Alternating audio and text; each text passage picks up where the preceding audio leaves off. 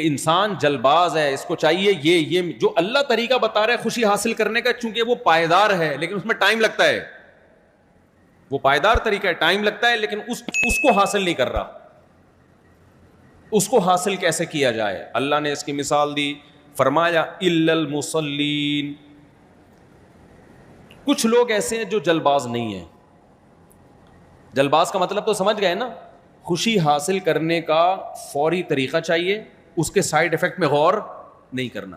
آپ کو پتہ ہے ایسے لوگ بھی ہیں دنیا میں جو بالغ ہوتے ہی زنا کر رہے ہیں، ہزاروں دفعہ انہوں نے زنا کیا ہے۔ میں جب باہر ملکوں میں جاتا ہوں ہر طرح کی رپورٹیں آتی ہیں میرے پاس، لوگ بتا رہے ہوتے ہیں اپنے غیر مسلم دوستوں کے حالات، ہزاروں دفعہ زنا کیا، ان کو زنا میں رغبت ختم ہو گئی، وہ کسی اور طرح سے لائف کو انجوائے کرنا چاہتے ہیں، ان کو لذت ہی ختم ہو گئی اس میں، کہتے ہیں اب ہم اس سے ڈپریشن میں جاتے ہیں۔ پھر وہ لڑکوں سے بدفعلی کی طرف آتے ہیں، اور پھر کچھ اور، پھر وہ کہتے ہیں اس سے بھی دل بھر جاتا ہے، کہیں اور جاؤ، اس سے پھر خوشی نہیں ملتی ہے، آخر میں کیا ہوتا ہے؟ دماغ خراب، گولیوں پہ آتے ہیں، بس سوتے رہو کسی طرح پڑے ہوئے۔ تو آج مسلمان بھی اسی زندگی کو فالو کر رہا ہے بھائی، مسلمان بھی اسی کے پیچھے بھاگ رہا ہے کہ جو خوشیوں کا جس طرح سے ان کو خوشیاں ملی ہمیں بھی ملیں گی، بھائی ان کو نہیں ملیں تو تمہیں بھی نہیں ملیں گی۔ تو اس لیے اللہ تعالیٰ نے فرمایا اذا مسہ الشر جزوعا واذا مسہ الخیر منوعا الا المصلین، اللہ کہتے ہیں جو لوگ جلباز نہیں ہیں، جو پائیدار طریقے سے خوشی حاصل کرنا چاہتے ہیں، جو مصیبتوں پہ صبر کرتے ہیں، خوشیوں پہ اتراتے نہیں ہیں بلکہ شکر کرتے ہیں، یہ کون لوگ ہیں؟ چند لوگ دنیا میں ایسے ہیں جن کی زندگی کامیاب ہے۔ وہ کون لوگ ہیں؟ دیکھو اس کو سمجھنے کے لیے پہلے قرآن کا ایک اصول سمجھو۔ قرآن کی عادت ہے جزیات کے ضمن میں کلیات سمجھانا۔ تھوڑی گاڑی اردو ہے، اس کو میں آسان زبان میں سمجھاؤں گا۔ قرآن جب اصول، لا اور ضابطہ بیان کرتا ہے نا، تو لا کی شکل میں نہیں بیان کرتا بلکہ اگزامپل دے کے بیان کرتا ہے۔ اس کی میں ایک مثال دیتا ہوں، دیکھو کسی بھی لا کو سمجھانے کے دو طریقے ہوتے ہیں۔ نیوٹن کا ایک قانون ہے نا کہ ہر عمل کا ری ایکشن ہوتا ہے نا، ہر ایکٹ کا ری ایکٹ ہوتا ہے۔ تو ہمارے ٹیچر مثال دیا کرتے تھے، دیوار پہ جب آپ بال مارو گے جتنی زور سے مارو گے اتنی زور سے واپس لوٹے گی، یہ مثال دیا کرتے تھے۔ تو ایک طریقہ تو یہ کہ آپ نے نیوٹن کا قانون بتایا کہ ہر ایکٹ کا ری ایکٹ ہوتا ہے، ہر ایکشن کا ری ایکشن ہوتا ہے، جس کو اردو میں کہیں گے ہر عمل کا بولو رد عمل ہوتا ہے۔ لیکن بعض دفعہ جب سادہ طریقے سے کسی چیز کو سمجھایا جاتا ہے تو لا نہیں بتایا جاتا، مثال پہلے دی جاتی ہے۔ آپ مثال سے بات سمجھاتے ہو، دیکھو بیٹا تم دیوار پہ جتنی زور سے دیوار پہ گیند مارو گے اتنی ہی زور سے واپس لوٹے گی۔ تو بچے کے دماغ میں یہ بات بیٹھ جاتی ہے کہ جب بھی کوئی عمل کتنی زور سے کیا جائے گا اس کا جواب بھی اتنے ہی زور سے ملے گا۔ تو بعض دفعہ مثال کے ذریعے بات سمجھانا آسان۔ قرآن کا جو مخاطب تھے وہ عرب کے بدو تھے، اولین مخاطب، اس لیے قرآن میں مثالیں بہت ہیں کیونکہ مثالوں کے ذریعے بات بہت آسانی سے سمجھائی جا سکتی ہے۔ قرآن نے مثال سے بات سمجھائی، لیکن مراد کیا ہے؟ اصول اور ضابطہ۔ قرآن نے مثال سے بات سمجھائی، دیکھو کچھ لوگ ایسے ہیں، جزیات سے بات سمجھائی، کچھ لوگ ایسے ہیں جو جلباز نہیں ہوتے۔ یہ کون ہے؟ الا المصلین، وہ لوگ جو نماز قائم کرتے ہیں، والذین هم علی صلواتهم یحافظون، اپنی نمازوں کی حفاظت کرتے ہیں۔ الا المصلین الذین هم علی صلاتهم دائمون، پابندی سے نمازیں پڑھتے ہیں۔ الا المصلین الذین هم علی صلاتهم دائمون والذین فی اموالهم حق معلوم، یہ وہ لوگ جن کے مال میں ایک حق ہے، متعین حصہ ہے، للسائل، مانگنے والوں کے لیے جو غربت میں مانگتے ہیں، والمحروم، اور ایسے محروموں کے لیے جو مانگتے نہیں ہیں، یعنی یہ لوگ جلباز نہیں ہوتے۔ للسائل والمحروم والذین یصدقون بیوم الدین، یہ وہ لوگ ہیں جو آخرت کے دن کی تصدیق کرتے ہیں۔ والذین هم، کیا ہے بھائی آیت؟ والذین یصدقون بیوم الدین والذین هم من عذاب ربهم مشفقون، اپنے رب کے عذاب سے ڈرتے ہیں۔ والذین هم لفروجهم حافظون، اپنی شرمگاہوں کی حفاظت کرتے ہیں، الا علی ازواجہم، سوائے زوجہ کے۔ تو یہ کیا قرآن بیان کر رہا ہے؟ یہ مثالیں بیان کر رہا ہے کہ یہ والے لوگ یہ جلباز نہیں ہوتے، نماز قائم کرتے ہیں, کنجوس نہیں ہوتے, ان کے مال میں یتیموں کا, مسکینوں کا, غریبوں کا حق ہوتا ہے, ان پہ خرچ کرتے رہتے ہیں. اللہ کے عذاب سے تمہیں نظر آئے گا کہ ان کے چہرے سے خشیت جھلکتی ہوگی کہ اللہ کے عذاب کے خوف ان کے دلوں میں ہے.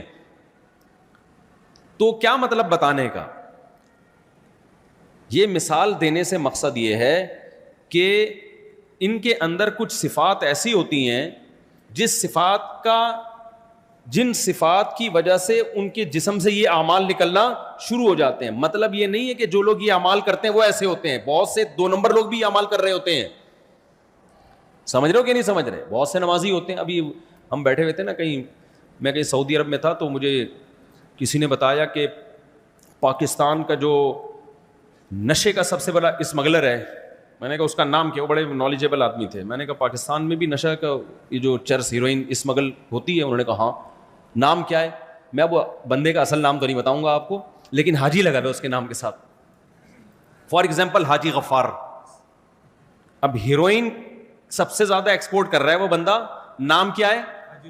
تو بندے نے میں نے کہا اس کا نام کیا؟ غفار ہے نہیں, کہیں غفار کے پیچھے نہ پڑ جاؤ, فرضی نام بتا رہا ہوں میں, یہ حاجی غفار. کیونکہ اوریجنل نام لوں گا تو میرے کو آ کے پکڑے گا نا کہ تو نے میرا راز کیوں فاش کیا. حاجی غفار. پھر ایک اور بندے کے بارے میں ہم نے معلومات کی, وہ فلاں دنیا میں نا وہ نشے کا ہیروئن کا اتنا بڑا اسمگل, اس کا نام بھی حاجی فلاں. تیسرے کا پتہ چلا اس کا نام بھی حاجی فلاں. ابے میں نے کہا یہ سارے حاجیوں کا کام چرس بیچنا ہی رہ گیا ہے کیا؟ سارے حاجی ہیں. تو ایسے بہت سارے نمازی بھی ہیں. کیا خیال ہے بھائی؟ تو قرآن کا مقصد یہ بتانا نہیں ہے کہ حاجی لوگ سارے نیک ہوتے ہیں, نمازی لوگ سارے نیک ہوتے ہیں. اصل میں کچھ صلاحیتیں انسان میں ایسی ہوتی ہے کہ وہ جب اس کے اندر پیدا ہوتی ہیں تو اس کا اثر یہ نکلتا ہے کہ وہ نمازی بھی بن جاتا ہے, اس سے کنجوسی ہمیشہ کے لیے چھوٹ جاتی ہے, اس کے مال میں غریبوں کا حصہ, رشتہ داروں کا حصہ نکلنا شروع ہو جاتا ہے. یہ وہ لوگ ہیں, یعنی قرآن یہ بتا رہا ہے کہ وہ لوگ جلد باز نہیں ہوتے جو اللہ کے وجود پر, اللہ کی توحید پر ایمان رکھتے ہیں, اللہ پہ اعتماد اور توکل کرتے ہیں. انہیں یقین ہے موت کے بعد دوبارہ زندگی ہے, یہ دنیا مسافر خانہ ہے, یہ دنیا رہنے کی جگہ نہیں ہے, ہم کسی مقصد کے لیے بنے ہیں, خود بخود دنیا میں نہیں آئے. تو جن کو ان چیزوں کا استحضار ہوتا ہے اور انہیں یہ بھی پتا ہوتا ہے کہ اللہ کچھ کرنے میں اسباب کا محتاج نہیں ہے, جب وہ ہمیں کہہ رہا ہے کہ یہ خوشی حاصل کرنے کے لیے یہ طریقہ اختیار مت کرو, تو نہیں کریں گے تو خوشی ملے گی. دیکھنے میں لگ رہا ہے اختیار کریں گے تو خوشی ملے گی, لیکن ان کا اللہ پہ یقین ہے کہ اللہ اسباب کا محتاج نہیں ہے, وہ اس کے بغیر بھی خوشی دے سکتا ہے. تو وہ اپنے آپ کو اللہ کے سپرد کر دیتے ہیں کہ بھائی خوشی کے پیچھے مت بھاگو, اللہ کی مرضی کے پیچھے بھاگو. تو جو اللہ کی مرضی کے پیچھے بھاگتا ہے پھر اس سے یہ علامتیں ظاہر ہوتی ہیں. اللہ نے فرمایا تم دنیا میں دیکھنا چاہتے ہو نا کون اللہ کی مرضی کو فوکس کرتا ہے, تو تمہیں وہ لوگ نظر آئیں گے مسجدوں میں نماز پڑھتے ہوئے اور صدقہ اور خیرات کرتے ہوئے اور اپنی شرمگاہوں کی حفاظت کرتے ہوئے. وہ کسی غیر عورت کی طرف بری نظر اٹھا کر نہیں دیکھتے. ٹک ٹاک, فیس بک, ان تمام فحاشی کے تمام ذرائع اور وسائل سے وہ بچتے ہیں. تو ایسا انہوں نے اپنے آپ کو اللہ کے سپرد کیا ہوا ہے. یہ لوگ جلد باز نہیں ہوتے. سمجھتے ہو کہ نہیں سمجھتے؟ کیا مطلب؟ کافر خوشی تلاش کرتا ہے خوشی کے پیچھے بھاگ کے, مسلمان خوشی تلاش کرتا ہے خوشی کو لات مار کے. سمجھ میں نہیں آ رہی بات؟ ایک صاحب میرے پاس آئے, کہنے لگے بھائی میں ڈپریشن سے کیسے بچوں؟ میں نے کہا بچنے کی فکر چھوڑ دو. کہتے ہیں میں ٹینشن سے بچنا چاہتا ہوں, کیا کروں؟ میں نے کہا بچنے کی فکر چھوڑ دو. آپ اگر خوش رہنا چاہتے ہو نا تو خوش رہنے کی فکر بولو چھوڑ. اس کی مثال اور آسان مثال سے سمجھاتا ہوں. دیکھو آپ کسی ہاسپٹل میں چلے گئے, آپ کو کوئی بڑی بیماری ہے, بہت اسپیشلسٹ ڈاکٹر اس بیماری کا آیا اور آپ کا علاج کر رہا ہے, اور آپ کو پتہ ہی یہ اس فیلڈ کا اسپیشلسٹ ہے. یہ کیا ہے؟ اسپیشلسٹ. یہ آپ کی بیماری ٹھیک کر دے گا.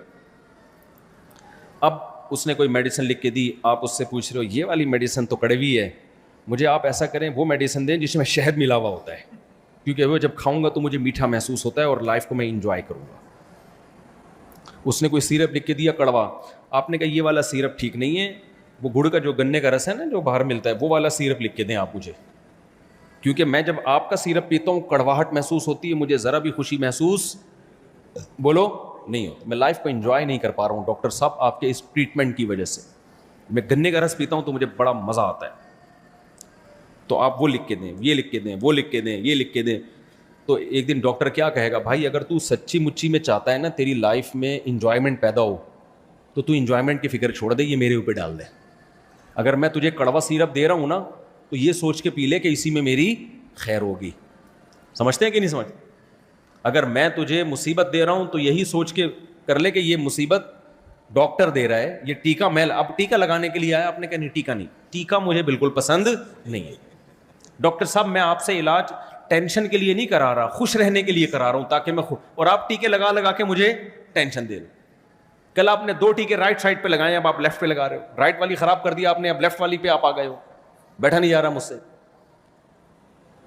تو عقلمند ڈاکٹر کیا کہے گا, یا عقلمند آدمی آپ کو کیا مشورہ دے گا؟ عقلمند کہے گا یار یہ ٹینشن تیری ہے ہی نہیں, تو نے جب اپنے آپ کو کسی ایکسپرٹ ڈاکٹر کے حوالے کر دیا ہے تو وہ تجھے میٹھا سیرپ پلائے, آئس کریم کھلائے یا تجھے ٹیکے لگائے, یہ تیرا ہیڈ ایک نہیں ہے. تو اس کی ٹینشن چھوڑ دے. جب یہ آیا ہے نا تو اس ڈاکٹر کے حوالے کر اپنے آپ کو, تب تجھے خوشی ملے گی, ورنہ تو چھوڑ دے.